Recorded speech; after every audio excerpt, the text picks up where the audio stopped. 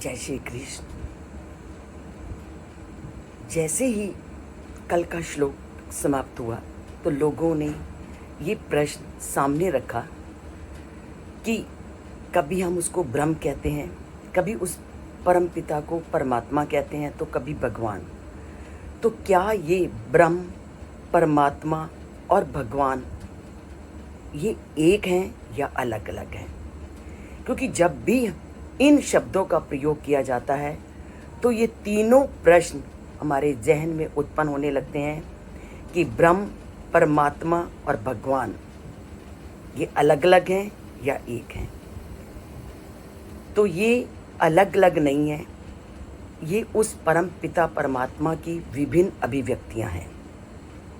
उनके स्वरूप अलग अलग हैं, परंतु पूर्ण रूप से वो परम पिता परमात्मा एक ही है, और जो अपने दिव्य स्वरूपों से विभिन्न रूपों में प्रकट होता है। तो अब जानते हैं कि ये ब्रह्म कौन है, परमात्मा कौन है और भगवान से क्या तात्पर्य है। श्री कृष्ण ने इन तीनों को एक ही माना है और अपनी विभिन्न अभिव्यक्तियों का इसके माध्यम से वर्णन किया है। अगर हम ब्रह्म को लेते हैं तो ब्रह्म उस परम पिता परमात्मा का निर्गुण और निराकार रूप है, और यह असीम है। इसका कोई स्वरूप नहीं, कोई आकार नहीं, कोई इंद्रियां नहीं। यह सर्वव्यापक है, निराकार है और अविनाशी है, और सबसे बड़ी बात है ये सच्चित अनंत स्वरूप है, और यह एक शक्ति पुंज के समान है। और इसकी उपासना करते हैं ज्ञानी लोग, जो ज्ञान के माध्यम से उस परम पिता परमात्मा को प्राप्त करना चाहते हैं।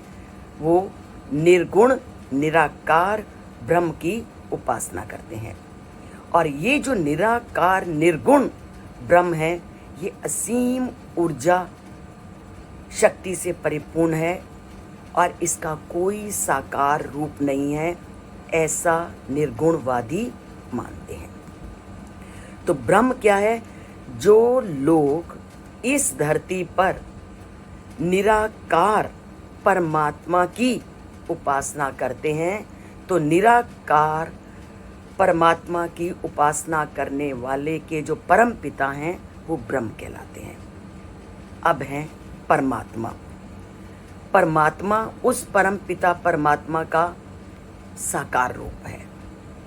परमात्मा गुण और आकार वाला है, परंतु इसके अवतार नहीं होते। अब ये आपको ध्यान देना है कि परमात्मा है तो उसका परम पिता का साकार रूप, पर ये कभी भी अवतार के रूप में जन्म नहीं लेते, और ना ही कभी कोई लीलाएं करते हैं जैसे श्री कृष्ण ने की।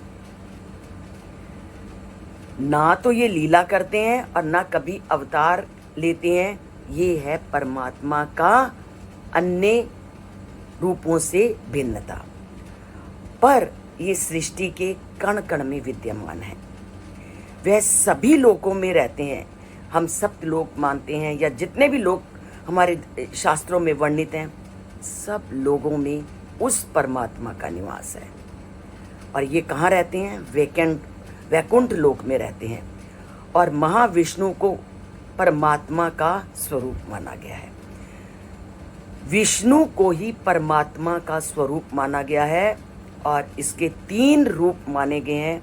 एक पूरे ब्रह्मांड में व्याप्त, ब्रह्मांडों में व्याप्त, एक ब्रह्मांड में व्याप्त, और हर एक जीव आत्मा में निवास। तो 3 रूप हैं इसके।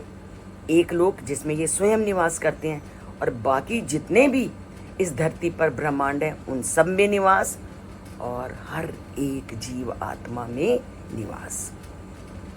और सभी जीवों का जो भरण पोषण करते हैं वो परमात्मा करते हैं। अब आते हैं भगवान के रूप में, कि भगवान हम किसको कहते हैं।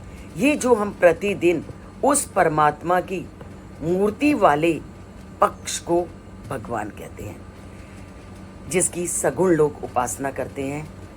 जो हम मंदिरों में जाते हैं उसके मूर्ति पक्ष की उपासना करते हैं, वहाँ उस परम पिता परमात्मा का, भगवान का रूप आ जाता है। दूसरे शब्दों में साकार रूप भगवान का है। अर्थात जब हम ये कहते हैं भगवान ने अवतार लिया, तो ये जो अवतार वाला जो रूप है उसको हम भगवान नाम से पुकारते हैं। और जैसे ही हम अवतारवाद में विश्वास करते हैं तो ईश्वर लीलाएं करने लगता है। जिनके पास शक्ति होती है, वे गुणवान होता है, ज्ञानी होता है, शक्तिपूर्ण होता है, ऐश्वर्यपूर्ण होता है, तेजोपूर्ण होता है। जिसे हमने श्री कृष्ण कहा, जिन्होंने जीवों के कल्याण के लिए जो रूप बदलते रहते हैं। कभी वो किसी रूप में आते हैं, कभी वो किसी रूप में आते हैं। आपको पता कि धरती में जब जब भी पाप की वृद्धि हुई, तब तब उस परम पिता ने अनेकों रूप धारण करके धरती पे होने वाले उस अन्याय से लोगों को बचाया। कभी वो नरसिंह अवतार में आते हैं, कभी वराह में, कभी कूर्म में, अनेकों अवतारों में हम जन्म ले चुके हैं। और अभी कली का अवतार रहता है जो वर्तमान कल युग में होना है। और माना जाता है कि जब भी उस युग का अंत होने वाला होता है, तब भी अवतार रूप में वो परमपिता जन्म लेते हैं। तो अभी कलियुग चल रहा है, परंतु कलियुग अभी मध्य में है।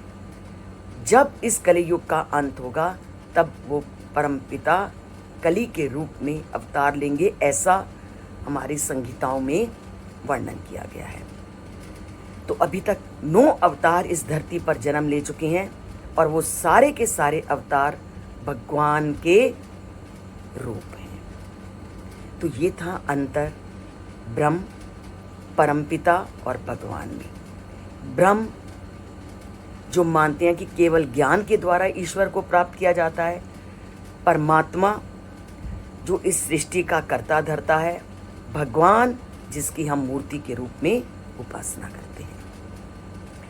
मूल रूप से तीनों एक हैं, परंतु सूक्ष्म अंतर तीनों में विद्यमान है।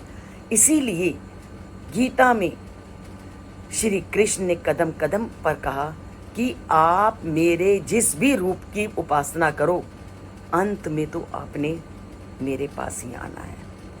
आप इस धरती में अगर अपना उद्धार चाहते हो, आप किसी भी रूप को मुझे मानो, वो सारे रास्ते आपको मेरे तक ही पहुंचाते हैं।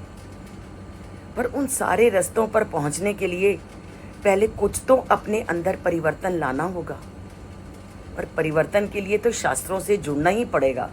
परिवर्तन के लिए उनकी कथनों को सुनना भी पड़ेगा, पढ़ना भी पड़ेगा।